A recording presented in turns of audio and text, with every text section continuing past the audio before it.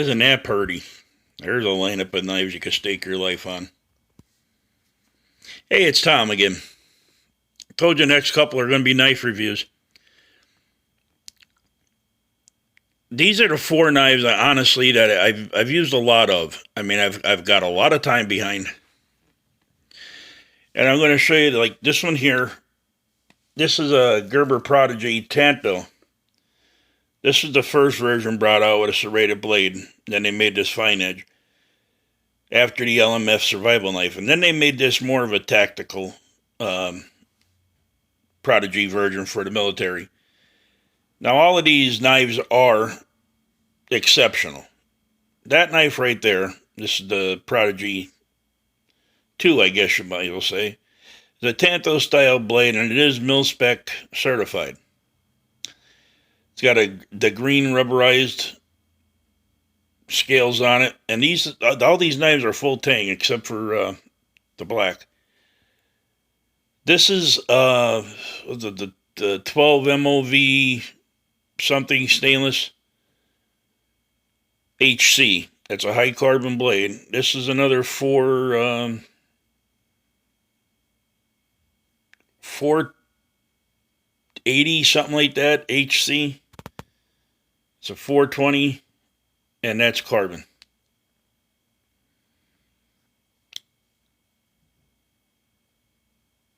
That's a Sandvik steel. Yeah. I'm trying to do this off memory because all my notes are put away. But these are the Gerber Prodigies. Let's forget them for right now. These are the two Gerber Prodigies here. Now, this looks a lot like the Bear Grylls knife that was introduced back in 2011, 2010. And rightly so. This is what it was based after, this knife. Now, this knife is also made after the Gerber LMF2. And there's one after this called the Gerber Strong Arm. So these came in black and coyote for the handle material, and serrated or fine edge blades. I don't have a whole lot of happiness for serrations, but I did own a serrated model of that knife. Just recently I gave it to Cal from Cal's Treks and Trails. This knife here, they're all mil-spec. We'll go through the sheets. This is going to be kind of a long video for you. We'll go through the sheets, but that is a serrated blade. But that was made because of Tanto blades. A lot of guys in the military started buying these up because you can get them on base and they're tough as nails. They are full tang too. And the Tanto blades are made for more of the tactical area of the military, rather than the infantryman, just basic field knife. And it works great. From the guys I talk to that do carry them as backup throwaway blades, they love them.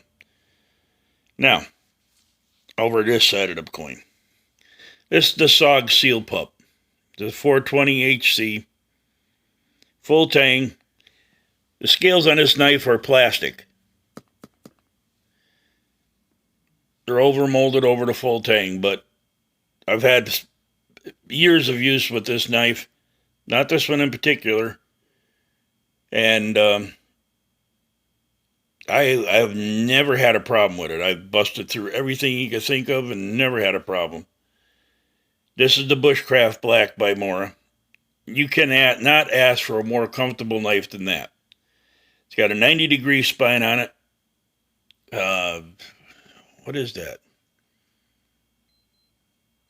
I forget whether to use 5160 or 1095 or maybe 1057 carbon steel in it. We've all seen them before. You cannot get a more comfortable knife than that. And the odd part is, they're all in the 4 to 5 inch range. You put a 90-degree spine on, and yeah, boy, it just grips into your hand, just melts right into it. Now the Seal Pup is basically the same thing. It just melts right into your hand. It's got a texturing stimpling on here that, it bites in. It's a good grip on it. No 90 on this one, though. These are more tactical knives than they are bushcrafting knives, but you could put a 90 on here. I started watching this knife over at Caveman Cody channel. And he used one forever. And that kid beat it so bad all of his Teflon is worn off. It's just a silver knife now. I figured if he can put that knife through that punishment, it's for me.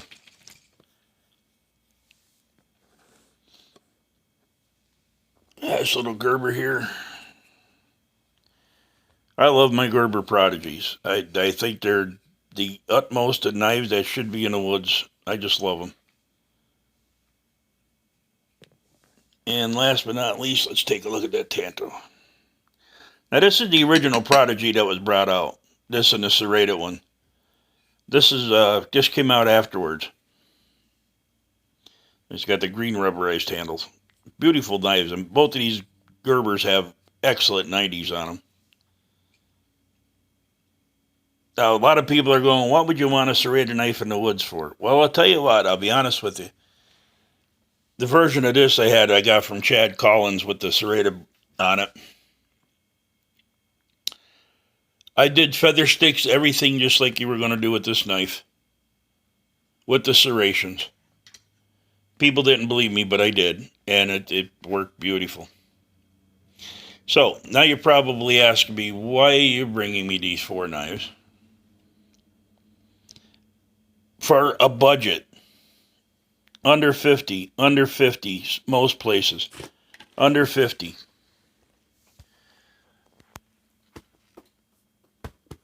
There's 4 knives there that I will guarantee you can absolutely stake your life on.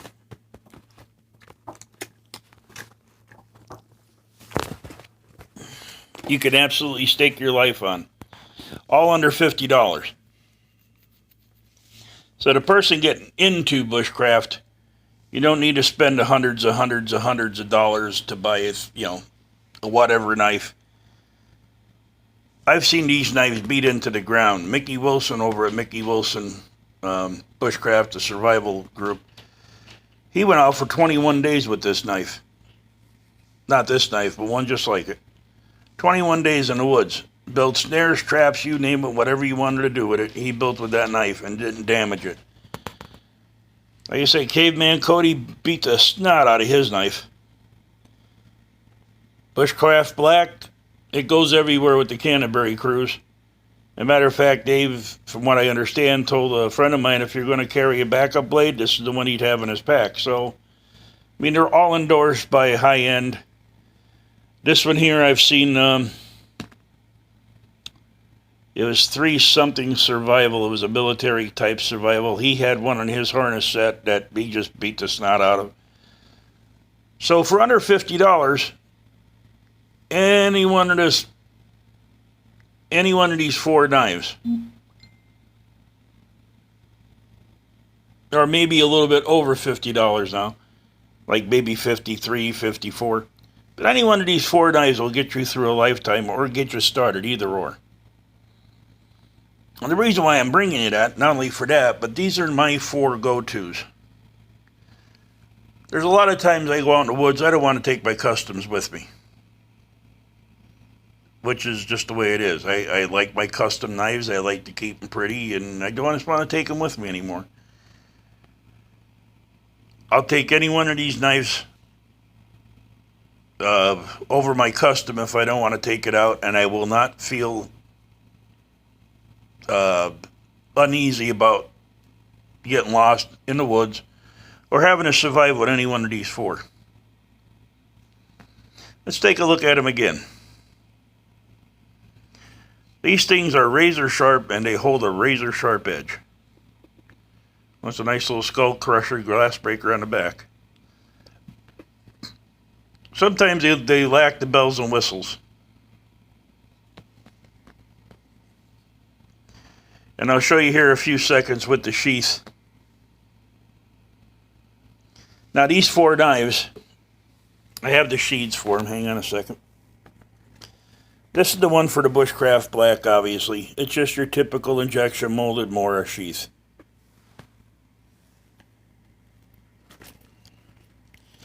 This sheath here is for the Gerber Prodigy Tanto. And it's I guess they call this foliage green The MOLLE attachments on the back.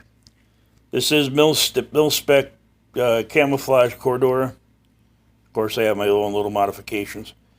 The knife snaps in there. You never have to worry about it coming out. This little retention strap here is elastic, so it does stretch.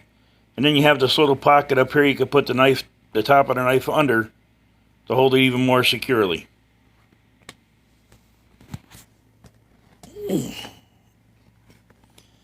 This is the basic sheath for the Prodigy LMF, I guess. It's a rubber overmolded snap-in sheath, MOLLE attachable, that you will never have to worry about losing your knife if your retention strap is gone. I generally put pockets on the front to carry tinder and different things with. Now, for the SOG Seal Pup, this is the sheath for the SOG Seal Pup. It's Cordura, it's got the MOLLE attachments, it's got all kind of lash down points, mid-range and top and bottom. Nice retention strap here with a little piece of Velcro that holds the tab down. Good generous pocket here in front. But the reason why I love this sheath is, watch. I put one on my belt. One sheath.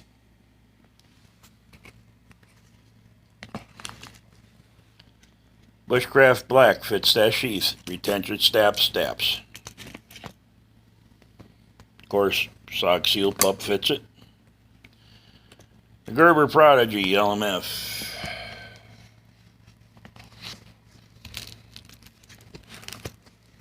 Sorry about the camera work.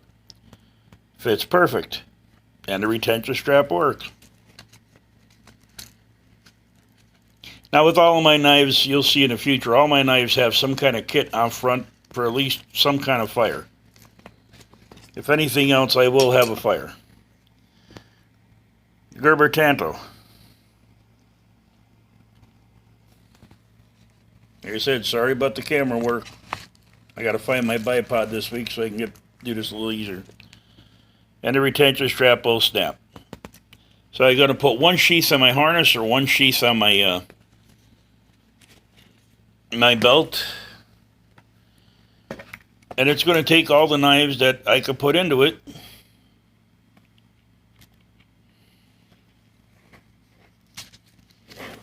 And I don't have to change sheaths. Even that little Tom Chitwood knife fits in there.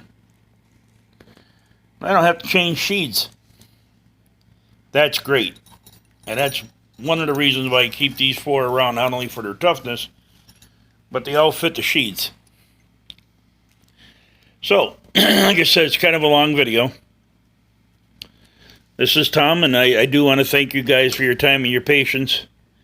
And like I said, if you're a beginning bushcrafter or you're an experienced bushcrafter, you just want a good, tough knife to, say, put your inch bag or your bob, or, you know, just something different to carry, but you don't want to break the bank, any one of these fours will do you. So this is Tom. I want to thank you for your time and your patience. If you're not subscribed, please do.